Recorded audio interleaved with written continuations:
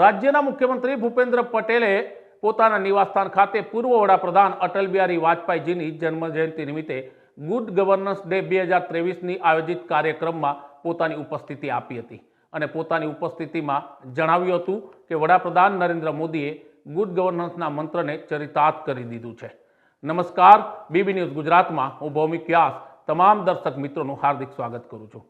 મુખ્યમંત્રી ભૂપેન્દ્ર પટેલે આ દિવસે વધુમાં જણાવ્યું કે ગુજરાત અને દેશને વૈશ્વિક ઓળખ અપાવી છે। પ્રધાનમંત્રી નરેન્દ્ર મોદીએ તેમના છેલ્લા 20 વર્ષથી વધુના કાર્યકાળમાં આગળ વધી રહેલી વિકાસ યાત્રામાં જનકલ્યાણ અને સુશાસનની વિશેષ ભૂમિકા છે। તો સાથે મુખ્યમંત્રી ભૂપેન્દ્ર પટેલે સીએમ કાર્યાલયની અગત્યની વેબસાઇટ, સ્વાગત પોર્ટલની ખાસ કરીને અગત્યની વેબસાઇટ અને સીએમ ડેશબોર્ડના real time performance measurement system 2.0 તથા એલર્ટ મોનિટરિંગ સિસ્ટમનો પણ પ્રારંભ કરાવ્યો હતો।